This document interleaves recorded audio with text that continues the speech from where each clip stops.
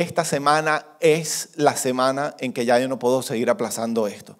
El Señor había puesto esto en mi corazón. Es un mensaje que se llama Cuando Dios dice ya fue suficiente. Cuando Dios dice ya fue suficiente. No va a ser un mensaje lindo, no va a ser un mensaje tierno, no va a ser un mensaje romántico. El apóstol Pablo nos ha dado la instrucción que tenemos que predicar la palabra de Dios, tenemos que exhortar, tenemos que reprender también. Ahora, por otro lado, este no es un mensaje condenatorio, no es un mensaje para llenarnos de temor. Este es un mensaje para la iglesia y ninguna condenación hay para los que estamos en Cristo. Este es un mensaje, este es un llamado de atención, es una alerta de Dios y es una invitación que Dios está haciendo a su iglesia para formar parte de un movimiento sin precedentes en la historia de la iglesia. Estoy convencido de eso. Así que esto no es un mensaje condenatorio, esto no es diciendo, hay predicadores que les fascina decir que el mundo se va a acabar mañana. Esto no tiene nada que ver con eso, es un llamado de atención a la iglesia para que nos despertemos y hagamos lo que tenemos que hacer, porque Dios tiene entre manos e históricamente después de las crisis viene algo así, ¿ok? Y estoy convencido que viene algo así. Entonces es un llamado a que su iglesia se suba en este barco. Y esta iglesia, cada uno de los miembros, los que conformamos esta iglesia de Canaán, va a tomar la decisión si se sube en ese barco o se queda atrás. O sea que es un llamado a algo muy especial. Hemos estado diciendo, ¿hace cuánto comenzó la cuarentena ya? Hace 7 semanas, tal vez, más o menos. 6, 7 semanas. Comenzamos a anunciar que Dios estaba llamando nuestra atención, Dios está llamando nuestra atención. Hay muchos que dijeron desde el principio y han venido diciendo, Señor, aquí estoy dispuesto a que hables en mi corazón. Y el Señor ha venido hablando, ha venido transformando corazones. Hay muchas personas que se han arrepentido de muchos pecados, muchos que han retomado propósitos, muchos que han venido a la luz, muchos que han tomado la decisión de perdonar. Hay familias que se han reconciliado, muchos que han dejado adicciones, pero hay muchos otros a los que las cuarentenas se les pasó por encima. Pronto va a terminar esto y hay muchos que están simplemente anhelando, y yo no me estoy refiriendo únicamente a la iglesia, personas en todo el mundo que están anhelando que las puertas de su casa puedan ser abiertas para continuar con su vida como era antes. Diga, no será así conmigo. Yo voy a permitir que el Señor continúe transformándome, que el Señor continúe transformándome. Amén. Entonces, hay diferentes facetas de Dios, ¿verdad? Hay diferentes aspectos que comprenden a Dios, ¿verdad? Un aspecto fundamental que todos necesitamos y anhelamos es el enfoque de este ministerio, es que podamos conocer a Dios como nuestro Padre Celestial y poder experimentar su amor paternal. Muchos aquí en Canaán hemos conocido el consuelo de Dios, hemos conocido el abrazo del Padre. Muchos hemos tenido la experiencia de conocer a un Dios que antes del tiempo de restauración, desafortunadamente para muchos se parecía a nuestros padres, ¿verdad? Los papás son los representantes del amor de Dios sobre la vida de los hijos y dependiendo de la experiencia que muchos tuvieron con padres imperfectos, así tendían a ver a Dios y el Señor se ha revelado como ese Padre amoroso, lleno de misericordia y de gracia. Pero hay otro aspecto de Dios que no podemos ignorar, que dice que Dios es justo, Dios es todopoderoso, Dios es justo en el sentido que Él tiene que castigar el pecado porque así lo estableció en su palabra. Es un aspecto de Dios en donde no podemos perder de vista. Así que es mi Padre y me ama, pero Él es la autoridad máxima. Él es la autoridad sobre todo lo creado. Es un Dios al que no vamos a poder manipular. Es un Dios al que no vamos a poder desobedecer indefinidamente y pensar que nos vamos a salir con la nuestra. Entonces, Decir que Dios es bueno, que Dios me ama, que Él está lleno de misericordia, eso es verdad, pero eso no me da licencia para hacer lo que me da la gana, desobedeciendo deliberadamente a Dios pensando que nada va a ocurrir. Y este mensaje tiene que ver con eso. No nos gusta pensar mucho en esto, pero no podemos perderlo de vista. Diga conmigo, Dios es la autoridad máxima de mi vida. Él es mi autoridad máxima y tengo que obedecerlo. Es más, Jesús dijo, si ustedes me aman, tienen que obedecer mis mandamientos. Entonces, ¿no nos gusta pensar en eso? Espero que la asistencia en YouTube no comience a bajar ni en Facebook. Estamos firmes. ¿Quién está firme conmigo? Susana dice amén. Yanira dice, papá continúa transformando mi vida. Alonso dice, Dios es la autoridad máxima de mi vida. Y Patricia y Doris y Claudia Alarcón y mi mamá también lo dijo, y Patricia lo dijo, y Freddy y Kelly también lo dijeron, y Lucía, y etcétera, etcétera. Aquí estamos. No se vayan, ¿ok? No se vayan. Números capítulo 14, hoy vamos a ver bastante Biblia. Números capítulo 14, versículo 18, habla que Dios es lento para la ira. Vamos a leerlo. Números 14, 18. El Señor es lento para la ira y abundante en misericordia, y perdona la iniquidad y la transgresión, mas de ninguna manera tendrá por inocente al culpable, lo dijimos ahorita, sino que castigará la iniquidad de los padres sobre los hijos hasta la tercera y la cuarta generación. Entonces aquí hay muchas cosas. La primera, algunos pudieran decir, pero eso es un mensaje del Antiguo Testamento y yo formo parte del pacto de la gracia. Espérate un momentico porque ahorita vamos al Nuevo Testamento. Aquí simplemente está diciendo que Dios es lento para la ira. Eso no significa que nunca va a tener ira. Y yo no quiero, y ninguno de nosotros quiere experimentar la ira de Dios, aún la ira de un padre sobre sus hijos, porque los padres expresan, llega un momento en que tienen que expresar su ira sobre sus hijos. Entonces, que Dios sea lento para la ira no significa que nunca va a tener ira, y que Dios sea abundante en misericordia no significa que siempre va a tener misericordia con cierto tipo de individuos y aún de naciones que deliberadamente continúan dándole la espalda. Su compasión tiene un límite. No queremos, diga conmigo, no quiero ver la ira de Dios. No nos conviene para nada. Entonces, nos gusta hablar del amor de Dios, nos gusta hablar de la misericordia de Dios, pero no nos gusta hablar de este otro aspecto de su carácter, que es su ira. Entonces, quiero que sepan que históricamente, cada vez que Dios ha llegado al límite de su paciencia, ya lo vamos a ver ahora en la Biblia, y esto ya ha ocurrido muchas veces antes, es como si Dios dijera, hasta aquí ya ha sido más que suficiente. Fue suficiente. Dios llega al límite de su tolerancia. Y eso no ocurre simplemente de un momento a otro. Hay advertencias tras advertencias y tras advertencias.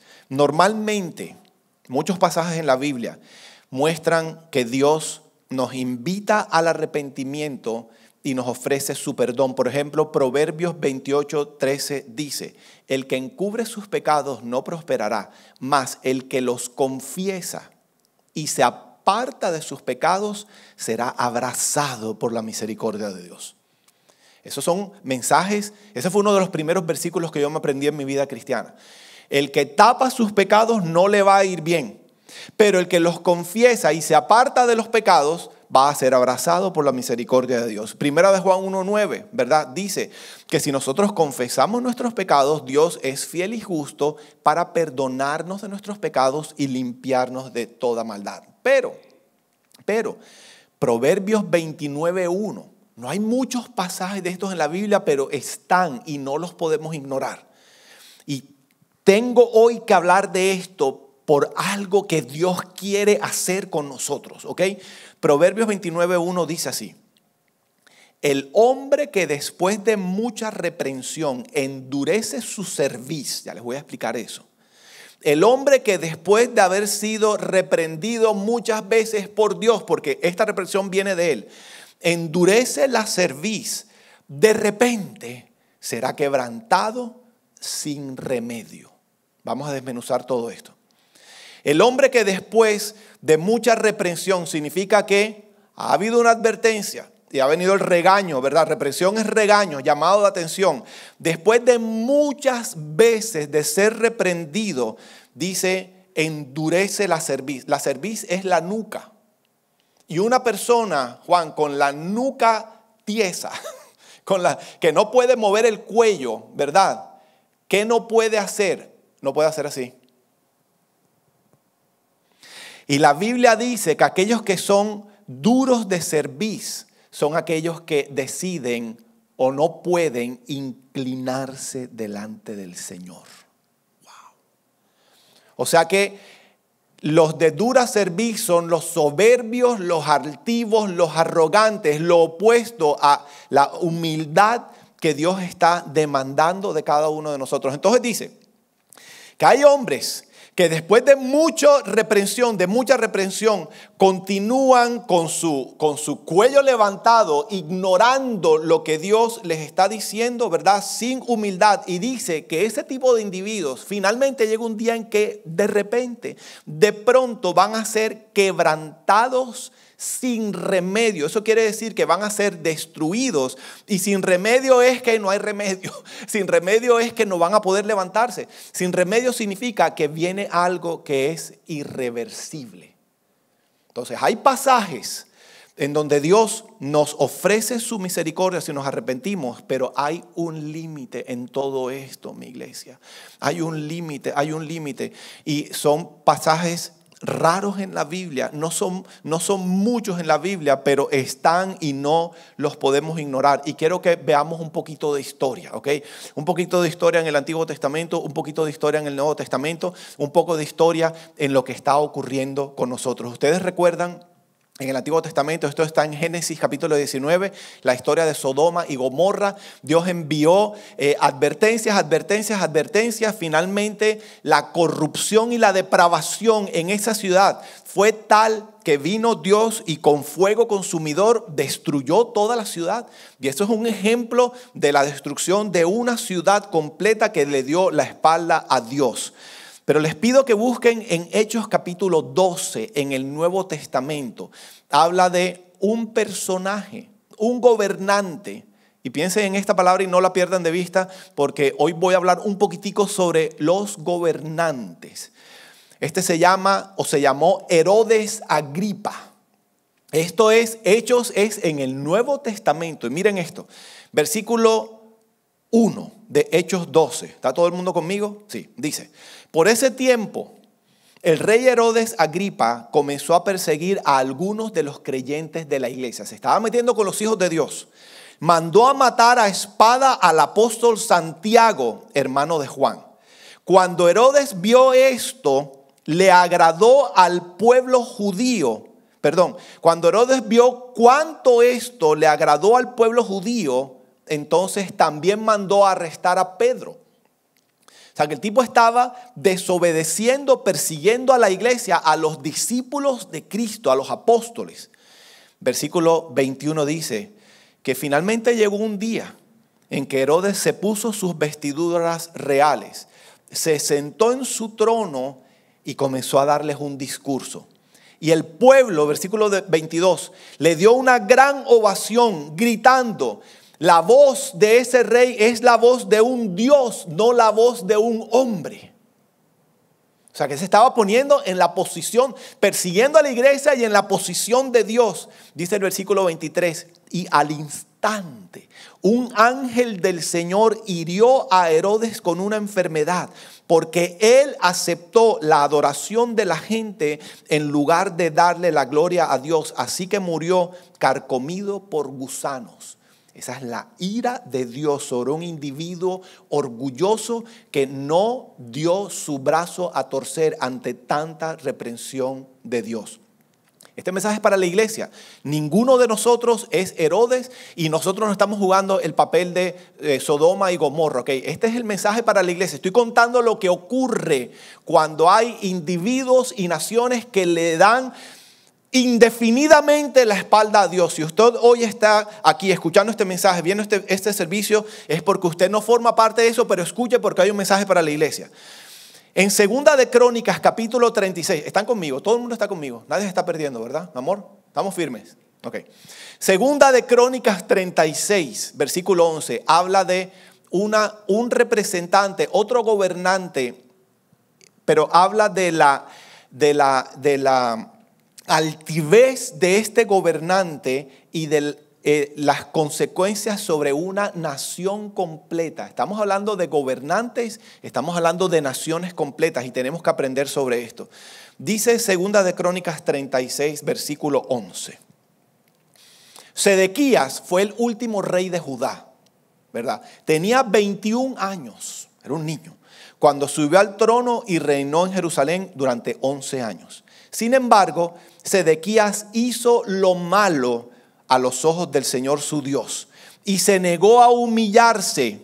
Eso se llama que es duro de cerviz. Se negó a humillarse cuando el profeta Jeremías le habló directamente de parte del Señor. Fíjese, la reprensión de Dios estaba presente. También se rebeló contra el rey Nabucodonosor, que fue su predecesor, a pesar de que había hecho un juramento. Sedequías había hecho un juramento de lealtad en nombre de Dios.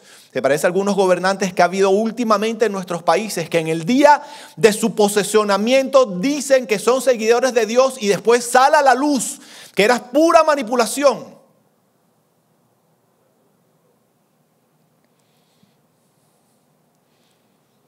Sedequías era un hombre duro y terco, dice la Biblia de las Américas, un hombre que endureció su cerviz y rehusó volverse al Señor, Dios de Israel. Y dice el 14, asimismo, todos los jefes de los sacerdotes y el pueblo, tal como él, se volvieron cada vez más infieles. Toda la nación se volvió infiel y siguieron todas las prácticas paganas de las naciones vecinas y profanaron el templo del Señor que había sido consagrado en Jerusalén. Y mira lo que dice el 15. Y repetidas veces el Señor, el Dios de sus antepasados, envió a sus profetas para advertirles, porque tenía compasión de su pueblo y de su templo. Sin embargo, el pueblo se burlaba, el pueblo se mofaba de estos mensajeros de Dios y el pueblo despreciaba sus palabras. Lo podemos ver. Se burlaron con desprecio de los profetas hasta que el enojo del Señor no pudo ser contenido más y ya no se pudo hacer más nada. Ya no hubo remedio. Entonces, un rey, un representante del pueblo, y aquí estamos nosotros hablando de las democracias. Nosotros, el pueblo elige los gobernantes, y ahorita vamos a hablar de eso, pero lo que ocurrió, no solamente el rey, sino los sacerdotes y todo el pueblo decidió burlarse e ignorar las señales y las reprensiones de Dios. Y dice que finalmente llegó un día en que ya no hubo más remedio. Entonces, ¿será que tengo su atención ya? El pueblo de Israel, el pueblo de Dios, el pueblo escogido de Dios, en más de 4 oportunidades ha sido expulsado de su tierra. La última vez, en el año 70, fue expulsado de su tierra a un exilio. Esto se llama una diáspora judía, un exilio.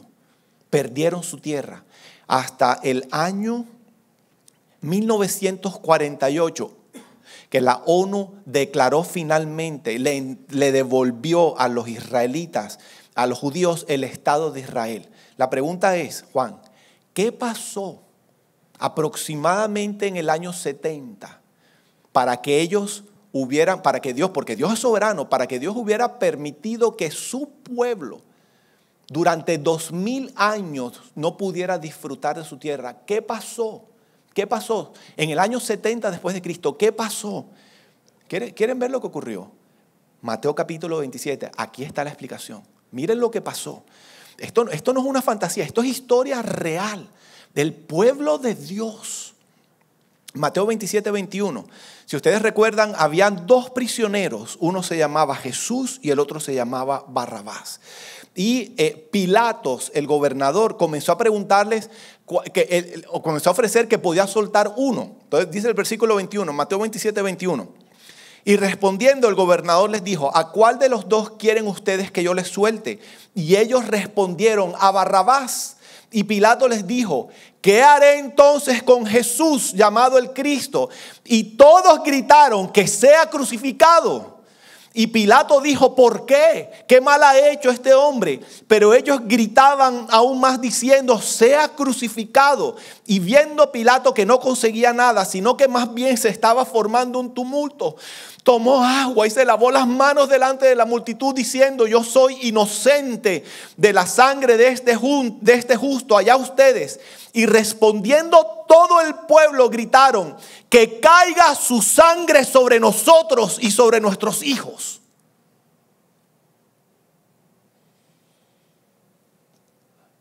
Ellos mismos dijeron: que la sangre de Jesús caiga sobre nosotros y sobre nuestra descendencia. Ok, fueron expulsados durante 2000 años. Quedaron sin tierra.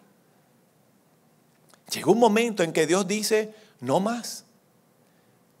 Dios envió a su Hijo para la salvación de los judíos y ellos lo rechazaron y lo crucificaron. Y llega un momento en que Dios dice: no más. Y esto es un asunto real. ¿Cuántas historias he compartido? Esto es real. La pregunta es si pudiera ocurrirnos algo similar. Es muy posible. Yo no quiero que llegue el día, y tenemos una responsabilidad inmensa como iglesia. Yo no quiero que llegue el día que Dios diga, en nuestra generación, que Dios diga: hasta aquí. Ya fue suficiente.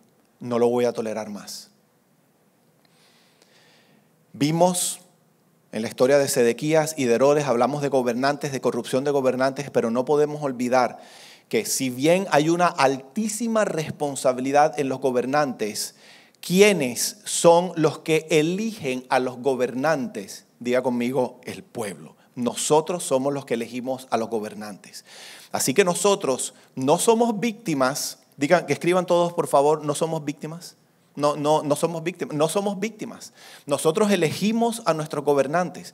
Y si bien el mundo está ciego ante todo esto y también tiene responsabilidad, porque la ignorancia no nos exime de la responsabilidad, nosotros como iglesia tenemos mucha más responsabilidad conociendo la verdad de Dios y ahora conociendo esto de qué tipo de gobernantes vamos a escoger. En los últimos 10 años, hablando exclusivamente de este país, yo quiero que sepan que en los 50 estados en los Estados Unidos, la Corte Suprema de Justicia estableció el matrimonio homosexual exactamente en junio 26 del año 2015. La Corte Suprema ignoró por completo lo que el apóstol Pablo dice en Romanos 1, que define el homosexualismo como lujuria, como pasión, como actos vergonzosos, como deshonra, como actos viles y degradantes. La Casa Blanca por esos días fue decorada con la bandera multicolor del orgullo gay, y el presidente de ese momento dijo: ha llegado la justicia para las parejas gay, y puso un hashtag en Twitter diciendo: Love wins. ¿Quién eligió a esos gobernantes? Escúchame. Bueno, y todo lo de los baños transgéneros y todo el asunto. Voy a hablar un momentico sobre eso. ¿Quién eligió a los gobernantes a nivel federal, a nivel nacional, a nivel estatal? El pueblo. ¿En dónde quedan entonces las verdades, los principios y las leyes establecidos por Dios? ¿Hasta cuándo va a tolerar Dios esto? ¿Cuál es la responsabilidad que tenemos como iglesia? No podemos seguir eligiendo gobernantes porque es carismático o porque tiene aparentemente una buena política de gobierno o porque algo nos beneficia única y exclusivamente a nosotros como individuos. No hay gobernante, no hay candidato perfecto, no hay ni uno solo. Pero tenemos que evaluar algo. ¿Qué es preferible? Si hay un grupo de candidatos imperfectos, ¿qué es preferible? ¿Que sean elegidos los imperfectos que le dan la espalda a Dios, como Sedequías, como Herodes, o aquellos imperfectos que están en pos de la verdad de Dios? Los que le dicen sí al Señor. ¿Qué es preferible? tener un gobernante imperfecto que tenga el respaldo de Dios. Yo no quiero que llegue ese día en donde Dios diga a esta nación, ya fue suficiente, se me acabó la misericordia. Un gobernante, dice Juan, que tenga temor de Dios. Eso mismo escribió Lucy, que tenga temor de Dios. ¿Qué va a pasar si perdemos el respaldo de Dios? Hoy en día, no solamente en los Estados Unidos, sino en muchos países, están cambiando la historia. O sea, lo que nosotros conocimos como historia, ya las nuevas generaciones están estudiando libros diferentes. En Romanos 1 dice que Dios se levanta en contra de todos aquellos que restringen la verdad de Dios, impiden que la verdad de Dios avance y la cambian por mentira. Esos son los gobernantes a todo nivel, está pasando en Colombia, está pasando en toda Latinoamérica, en todos los países del mundo. Y nosotros, el pueblo, tenemos gran responsabilidad de lo que está ocurriendo. Y si entendemos que el mundo no entiende, está ciego a todo esto, entonces toda la responsabilidad realmente está cayendo sobre la iglesia. Pero la iglesia no vota, o la iglesia le importa muy poquito elegir gobernantes que deliberadamente, escuchen, su política de gobierno tiene 4 o 5 puntos y todos están en contra de la Biblia. Y la iglesia los elige.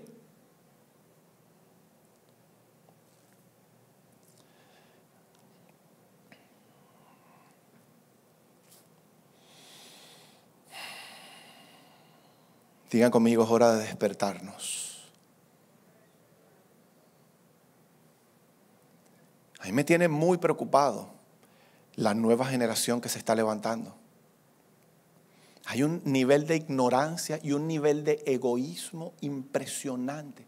Ignorancia es que están apoyando candidatos cuya política de gobierno es idéntica a lo que pasó con Cuba y posteriormente con Venezuela. Entonces, ignorancia es que no tienen ni idea de lo que pasó en Cuba ni de lo que está pasando en Venezuela. Y están apoyando, gracias a Dios se cayó uno de ellos, están apoyando, no voy a decir nombres, pero todo el mundo sabe, blanco es, gallina lo pone y frito se come. Y están apoyando ese tipo de candidatos. Ignorancia, y no solamente ignorancia, sino el nivel de egoísmo. Lo están apoyando porque les están prometiendo cosas que no se pueden cumplir y que solamente los beneficia a ellos. Entonces, eso está bien. No conocen a Dios, la mayoría de estos estudiantes no forman parte de la iglesia, pero si ellos no saben esto, entonces la pregunta es, ¿qué responsabilidad tenemos nosotros como iglesia? La pregunta es, ¿quién les va a mostrar la verdad a ellos? Se supone que sea la iglesia. ¿Quién va a impedir este avance tan impresionante que están teniendo el reino de las tinieblas en nuestra sociedad? Se supone que sea la iglesia, se supone que seamos nosotros los que hablemos la verdad de Dios, se supone que seamos nosotros los que enseñemos la verdad de Dios, pero la iglesia no está avanzando porque la iglesia está dormida. El reino de las tinieblas continúa avanzando y metiéndose por todos los rincones de nuestra sociedad porque la iglesia está dormida. Es una iglesia tibia, una iglesia de doble ánimo. Miren, Mateo 16, 18, búsquenlo por favor. Mateo 16, 18. Jesús le dice a Pedro, le dijo, tú eres Pedro, y sobre esta roca, dice Jesús, sobre mi roca, sobre la piedra angular que soy yo, edificaré mi iglesia. Y dice que cuando Cristo edifica su iglesia, cuando cada uno de los miembros de la iglesia está ocupando el lugar adecuado y cumpliendo con su función como iglesia, dice que las puertas del infierno no logran sostenerse ante el avance de la iglesia. Pero si la iglesia no está edificada por Cristo, porque la iglesia todavía está viviendo en la land, porque la iglesia está pensando en qué sabe qué cosa, porque no hay ninguna diferencia entre la iglesia y el mundo, porque la iglesia se avergüenza de decir que es seguidora de Cristo, entonces la iglesia no avanza porque no tiene ningún poder, no causa ningún impacto. Entonces, este es un llamado a poder avanzar, pero tenemos que permitir que Cristo edifique su iglesia. ¿Qué hace un edificador? Da órdenes y ubica a cada uno de los elementos y dice que nosotros somos el cuerpo de Cristo, somos piedras vivas, cada uno tiene una función específica. Cuando cada uno de nosotros sigue la relación que tiene con Dios y Dios da órdenes y cada uno de nosotros obedece. Escúcheme, esa iglesia avanza y dice la Biblia que el infierno no puede sostenerse de pie ante el avance de esa iglesia. Es una iglesia cuando ha sido edificada por Cristo en donde vemos el poder de Dios manifestarse.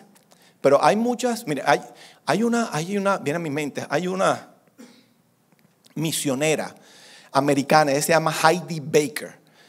Ella tiene una misión muy poderosa en África. Dice que hay tanta necesidad en ese sitio que ellos literalmente todos los días tienen que suplicarle a Dios que haga un milagro porque no tienen manera de atender a los niños huérfanos, no tienen muchas veces manera de proveer. Y ellos ven los milagros son la norma, el poder de Dios se manifiesta porque ellos saben que no tienen de otra y es suplicarle a Dios que haga un milagro. Una iglesia que está comprometida 100% con Dios, una iglesia radical y el poder de Dios se manifiesta. Pero la iglesia de Occidente está floja, está muy cómoda, hay demasiada comodidad, no hay mucha necesidad, por eso el poder de Dios no se manifiesta. Pero Dios nos está llamando, nos está invitando a que su poder, que le permitamos que su poder se manifieste, pero tenemos que ser una iglesia radical, no fanática. No estamos hablando de fanatismo extremo, de extremistas religiosos. Estamos hablando de ser radical. Un cristiano radical dice: estoy convencido de lo que la Biblia dice acerca del adulterio. Entonces esto no va más en mi vida y ya dejo de coquetear con el adulterio. Una persona radical dice: tengo que venir a la luz, no puedo seguir ocultando mis pecados. No importa lo que todo el mundo haga, yo decido obedecer a Dios de forma radical y confieso mis pecados y vengo a la luz. Eso es ser radical, no es decir, no es pegarle un tiro al que no esté de acuerdo. Eso es ser un fanático extremista. Estamos hablando de cada uno de nosotros ser radicales en el Señor. Entonces la pregunta es: ¿hasta cuándo vamos a seguir tolerando en nuestra vida o considerando que el adulterio, la fornicación, el homosexualismo, las mentiras, el orgullo son pecados o pecadillos que son de alguna manera aceptados por Dios? ¿Hasta cuándo? Esa es la tibieza de la que estoy hablando. ¿Cuántas familias cristianas, parejas cristianas que, Damián, no se han casado y dicen, conocen el mandamiento de Dios del matrimonio, saben lo que es fornicación y a pesar de eso lo ignoran y deciden ir a vivir juntos, ¿verdad? Durante un tiempo conviven juntos, si les va bien entonces se casan? Dios dice que eso es pecado. Entonces, ¿qué es una iglesia radical? Me importa que todo el mundo la haga, yo decido creerle al Señor porque anhelo su bendición sobre mi bendito matrimonio. ¿Hasta cuándo vamos a continuar abrazados a la mentira, al orgullo, al resentimiento, buscando respuestas y soluciones según los principios de este mundo e ignorando los principios del reino de Dios? ¿Hasta cuándo, iglesia, vamos a continuar con un pie en la luz y con otro pie en el reino de las tinieblas? La Biblia dice, el apóstol Santiago dice, el que duda, y ese es el problema que tenemos, que no creemos al Señor. El que duda es semejante a la ola del mar. La ola del mar es impulsada por el viento y es echada de una parte a otra. No piense pues ese hombre que recibirá cosa alguna del Señor, porque ese hombre es un hombre de doble ánimo, es inestable en todos sus caminos. Inestable, ya habla de la duda. Por eso no somos radicales. Pesa sobre nuestro corazón, tal vez de igual manera, lo que Dios dice y lo que el mundo dice. Inestable. Inestable en todos mis caminos. Un pie en el reino de Dios y un pie en el mundo. Los sábados por la noche me voy de parranda, South Beach, y vivo como un mundano, cometiendo pecado, abandonando mi familia, quién sabe qué tipo de cosas, y el domingo estoy de primerito en la iglesia alabando al Señor. Doble ánimo, así vestido de corbata y lindo y perfumadito. ¿Hasta cuándo? La doble vida. ¿Hasta cuándo la doble vida? Por eso el poder de Dios no se manifiesta. Por eso no estamos causando ningún tipo de impacto. Yo recuerdo en Donkland, durante mi tiempo de restauración, me acabo de acordar de esto. Yo creo que hace poquito hablé sobre esto. Había todas las semanas un sociograma. Todos nos votábamos por cosas buenas que estábamos haciendo y por cosas malas que estábamos haciendo, ¿verdad? Y todos al final teníamos muchos votos, cosas buenas, cosas malas. Entonces, por ejemplo, yo podía quedar con +5, quería decir que tuve más votos positivos, 5 votos más positivos que los negativos. Hay gente que terminaba con -20 y recibía una administración muy especial porque tenía cosas que corregir. Pero había mucha misericordia contra hacia los que recibían -20, pero aquellos que quedaban en 0. En 0 era que no tenían ni un voto positivo y no tenían ningún voto negativo. Lo que se venía era súper fuerte. Y la expresión era, you are on the fence. Estás sentado en la cerca. No estás de este lado, no estás del otro lado. En buen colombiano no eres ni fu ni fa. No estás causando ningún tipo de impacto. Eres como un fantasma. Y qué dolor tener que reconocer que la iglesia de Occidente, en nuestra sociedad, en muchos casos, en eso se ha convertido. Un fantasma. Y no está causando ningún tipo de impacto. Y queremos que no llegue el día en que Dios diga ya fue suficiente. Tenemos que despertarnos como iglesia. Y en este tiempo de cuarentena hay muchos que ya están sintiendo en su corazón que hay cosas que tienen que ser totalmente erradicadas de la vida, de sus vidas. Hay algunos que ya y lo saben, simplemente están coqueteando todavía con el pecado. Es tiempo. El Señor les está diciendo, no más esto, no más orgullo, no más mentiras, no más doble vida, no más resentimiento, no más amargura, no más ira, no más adicciones, no más pecado sexual, no más pornografía, yo no lo sé, no más exceso de trabajo, no más evitar a tu familia, no más ignorar lo que tienes que enfrentar, no más. Este es un tiempo entonces, que es ser radical, es decirle al Señor, no más. No sé cómo lo voy a hacer, Señor, no más. No tengo fuerzas, pero dependo de tus fuerzas, que tu poder se perfeccione en mi debilidad. Yo creo que hay muchas cosas que están a punto de cambiar. Creo que viene un tiempo en donde se van a requerir mensajes o se van a requerir iglesias en donde se manifieste el poder de Dios para que podamos causar un impacto. Ya no va a ser suficiente que hayan predicadores carismáticos o grandes conocedores de la Biblia. Estamos hablando de vidas transformadas en donde literalmente se manifiesta el poder de Dios para que la gente entonces pueda creer y podamos ser luz en medio de las tinieblas. Se supone que esa es la función de la iglesia. Entonces quiero dar un último concepto antes de terminar. Y es que Dios nos provee ventanas de oportunidad. Y yo compartí un poquito sobre eso en el retiro de líderes, el retiro de hombres. Dios nos da ventanas de oportunidad. Por ejemplo, tenemos esta vida aquí en la tierra. Es una ventana de oportunidad para ser salvos o no. Esa ventana está desde el momento que nacemos hasta el momento que morimos. Si no aceptamos el regalo de la salvación en esta vida, se cerró esa oportunidad. Dios nos da ventana de oportunidad. En nuestro mundo de restauración, Dios le da una ventana de oportunidad a los padres para reconquistar el corazón de sus hijos.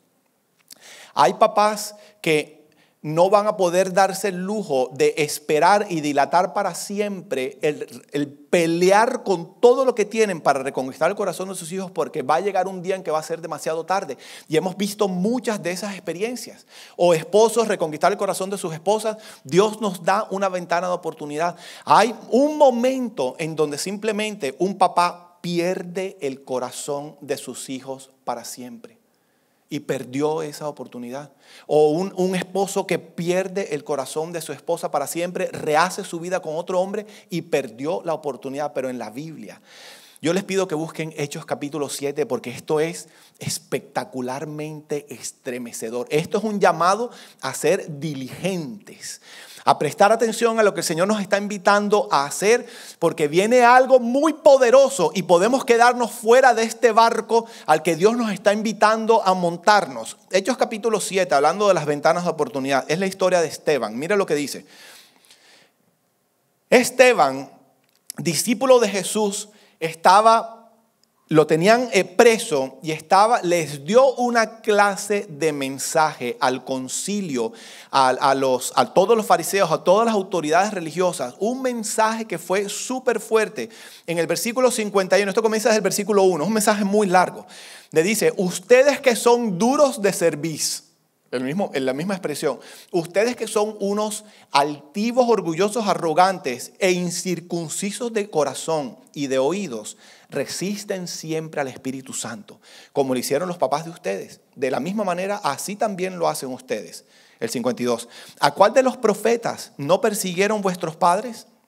Ellos mataron a los que antes habían anunciado la venida del justo, del cual ahora vosotros os hicisteis traidores y asesinos. Diciendo, ustedes crucificaron a Jesús y ustedes que recibieron la ley por disposición de ángeles y sin embargo no la guardaron. Dice el 54 que al oír esto se sintieron profundamente ofendidos y crujían los dientes contra él. Pero Esteban, lleno del Espíritu Santo y fijo los ojos en el cielo, vio la gloria de Dios y a Jesús de pie a la diestra de Dios. Normalmente escuchamos y leemos que Jesús está sentado a la diestra del Padre. Pero Esteban vio a Jesús parado de pie al lado de Dios y dijo, Esteban, he aquí veo los cielos abiertos y al Hijo del Hombre de pie a la diestra de Dios. Entonces el concilio todos gritaron a gran voz y tapándose los oídos arremetieron contra él y echándolo fuera de la ciudad comenzaron a apedrearle. Y los testigos pusieron sus mantos, los de Esteban, a los pies de un joven llamado Saulo. Esta es la primera vez que se menciona a Saulo en la palabra, el futuro apóstol Pablo. Y mientras apedreaban a Esteban, él invocaba al Señor y decía, Señor Jesús, recibe mi espíritu. Y cayendo de rodillas, clamó en alta voz, Señor, no les tomes en cuenta este pecado. Y habiendo dicho esto, durmió. Dios envió a Jesús para salvar a su pueblo. Y los judíos lo ignoraron y crucificaron a Jesús. Y vinieron los apóstoles y se levantan en el libro de los Hechos y comienzan a predicar la palabra de Dios, el evangelio de salvación al pueblo judío. Y esta fue la última oportunidad que el pueblo judío tuvo. Y fue la oportunidad, Esteban les predicó la primera vez y Jesús se levanta del trono a ver cuál iba a ser la reacción de ellos. Tenían la última oportunidad de decir, nos arrepentimos de nuestro pecado, y lo ignoraron y mataron a Esteban. Y quiero que sepan que a partir de ese momento, en el siguiente capítulo, comienza el proceso del encuentro de Dios, el proceso de salvación y transformación de Saulo de Tarso, y se convierte en el gran apóstol Pablo, cuyo ministerio éramos nosotros los gentiles. Y el resto de la Biblia, el Nuevo Testamento, se dedica, hasta el Apocalipsis, se dedica al ministerio de la iglesia de Cristo. Y se acabó la ventana de oportunidad para los judíos. Ellos volverán a tener una oportunidad durante la gran tribulación. Después que Cristo haya venido por su iglesia, ocurra el arrebatamiento, viene el tiempo aquí en la tierra que se llama la gran tribulación, donde el pueblo de Dios, el pueblo de Israel va a tener otra oportunidad. Se conoce la gran tribulación como el tiempo de la angustia de Jacob. Va a ser un proceso muy duro, pero es la oportunidad en que los judíos, el pueblo judío va a reconocer finalmente a Jesucristo como su Señor y Salvador. Eso no ha ocurrido todavía. Y a ellos se les cerró la ventana de oportunidad. Hay ventanas de oportunidad. Y la ventana de oportunidad todavía está abierta. Hay algo poderoso que Dios va a hacer con su iglesia. Y Dios quiere usar su iglesia, la iglesia de Cristo, para impactar con su luz, con el mensaje de salvación, con el mensaje de arrepentimiento, con el mensaje de transformación a este mundo, a esta sociedad que le dio la espalda por completo al Señor. Nosotros no podemos seguir formando parte de esos que están en tinieblas, que le están dando la espalda a Dios. No podemos seguir diciendo que somos la iglesia de Cristo y continuemos con un pie en el mundo de las tinieblas y con otro pie en el reino de la luz, ignorando los principios del reino de Dios, familia. Se va a terminar la cuarentena y yo creo que se va a desatar algo sin precedentes, un avivamiento. El pastor David Wilkerson profetizó antes de morir, profetizó la pandemia, profetizó lo que iba a ocurrir en Nueva York, profetizó el cierre de las iglesias, de las grandes instituciones. Está escrito, está profetizado. Y dice que esta pandemia iba a ser el antecedente a un avivamiento a nivel mundial de la iglesia de Cristo sin precedentes en la historia. Wow. Yo quiero formar parte de eso. Pero tengo que hacer mi parte. No puedo seguir abrazado a lo que el mundo está abrazado. No puedo, conociendo la verdad, no puedo contribuir a que la historia se repita una vez más.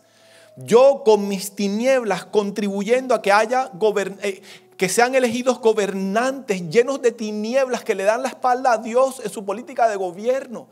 No puedo yo con mi estilo de vida ni siquiera impactar a la sociedad que está alrededor mío. Qué triste que hay tantos cristianos que si les preguntan a sus vecinos, los vecinos te dicen, este era cristiano. Porque sus vidas no impactan. Se supone que somos la sal de esta tierra. Se supone que produzcamos sed de Dios. Y tenemos que arrepentirnos y pedirle perdón al Señor, porque somos una iglesia insípida.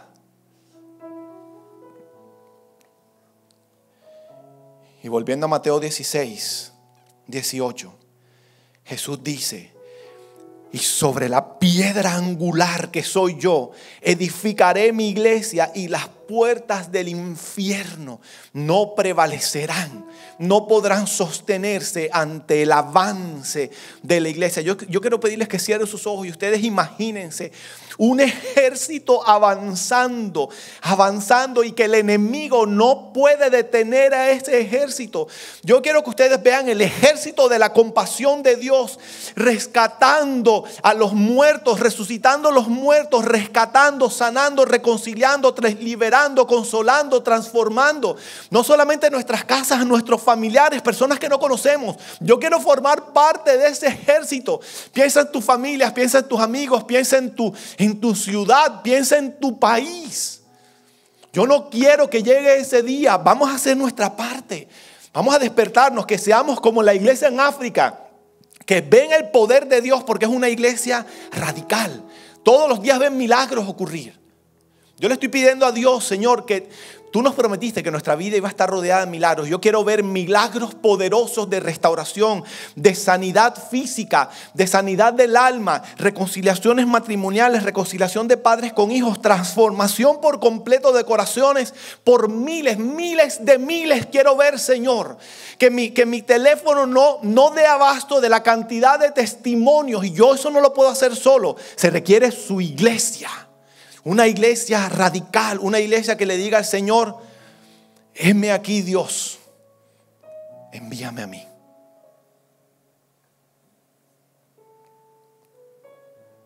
Jesús dijo que hasta que Él vuelva, vayamos y hagamos discípulos de todas las naciones, bautizándolos en el nombre del Padre y del Hijo y del Espíritu Santo. Y dice, y enséñenles a ellos que guarden todo lo que yo les he enseñado a ustedes. Y lo van a poder lograr porque yo estaré con ustedes. Yo estoy con ustedes hasta el fin del mundo. Lo hacemos con su poder. Cierren sus ojos, por favor.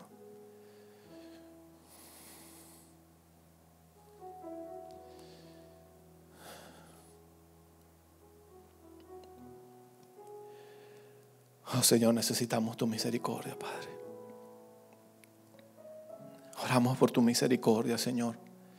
Tu misericordia sobre este mundo, tu misericordia sobre esta tierra, sobre tu iglesia.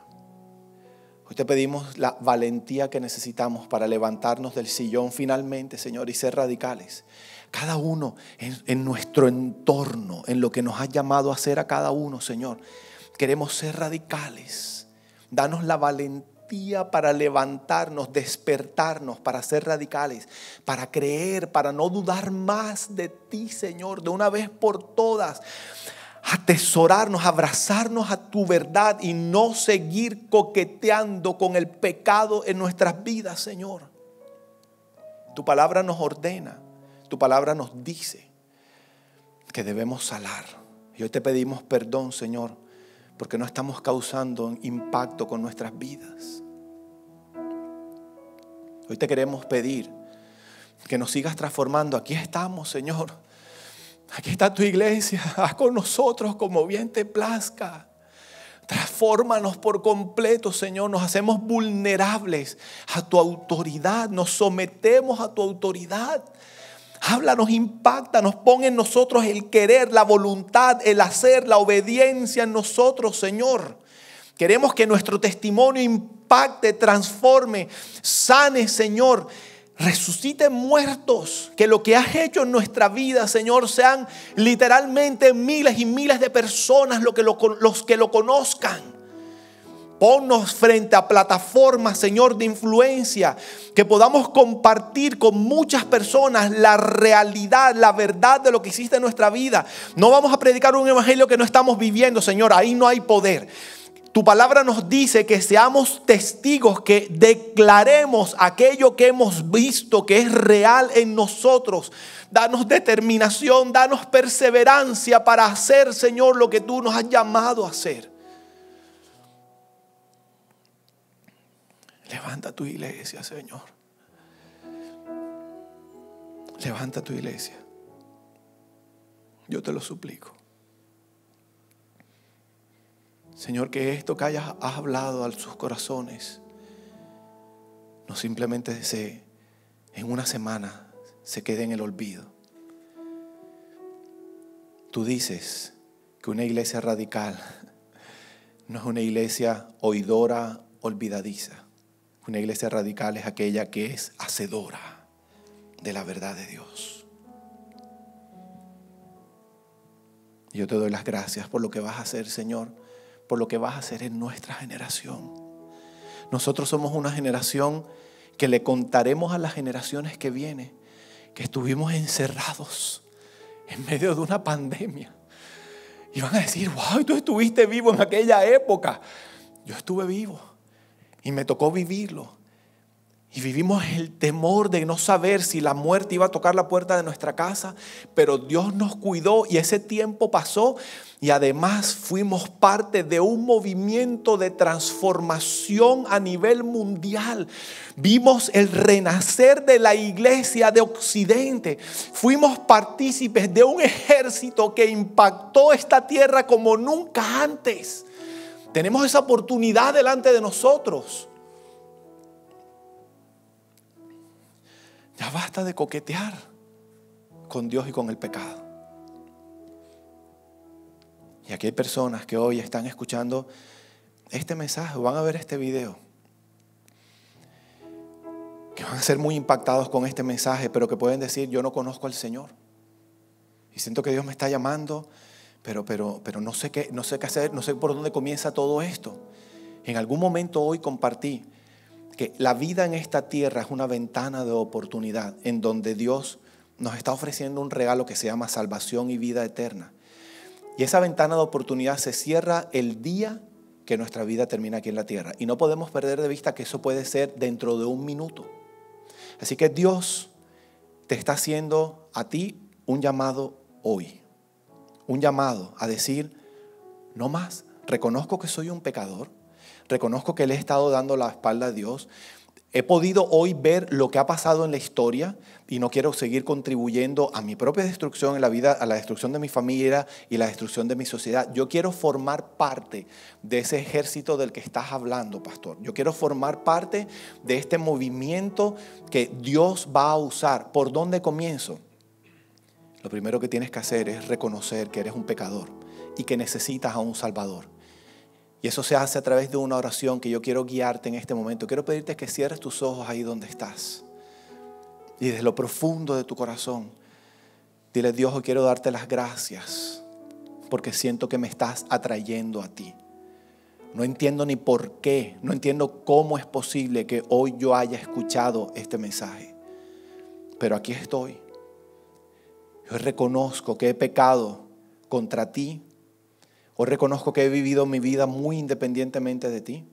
Hoy reconozco que te he dado la espalda, Dios.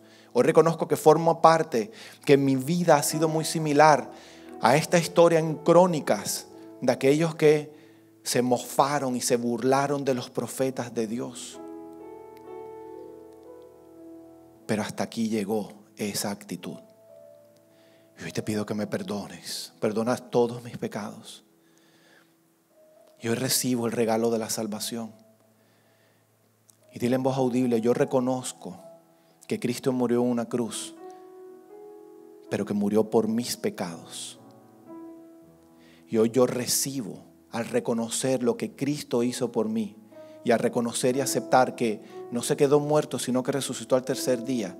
Hoy yo recibo el regalo de la salvación que Cristo ganó para mí y por mí en esa cruz. Hoy recibo el regalo de la salvación y la vida eterna. Y te doy las gracias, Señor, por este regalo. Aproveché la ventana de oportunidad. Ahora te pido que me enseñes a vivir. Quiero formar parte de ese movimiento. Enséñame, transfórmame. Quiero formar parte de tu iglesia. Estoy dispuesto a partir de este momento para que me transformes. Gracias te doy por este regalo. En el nombre de Jesús. Amén. Iglesia preciosa del Señor, creo que Dios habló. Con humildad creo que Dios habló hoy. Y quiero invitarlos a atesorar esto. Y cada uno en su relación con Dios. Es tiempo de tomar decisiones. Vamos a aprovechar estos días que a algunos todavía les queda de quietud forzosa en sus casas. Y prepárense para algo muy grande que yo sé que viene a nivel individual, a nivel familiar, a nivel matrimonial, a nivel de iglesia, a nivel global. Yo los bendigo, les doy las gracias por haberme permitido hoy entrar a sus hogares a compartir este mensaje. Espero que esta sea una semana de mucho crecimiento, de sanidad, de experimentar, después de arrepentirnos de nuestros pecados, de experimentar la misericordia, el perdón y la gracia transformadora de nuestro Dios. Los bendecimos. Esta familia aquí en Miami los bendecimos en el nombre poderoso de Jesús. Amén y amén. Les mandamos un abrazo grande.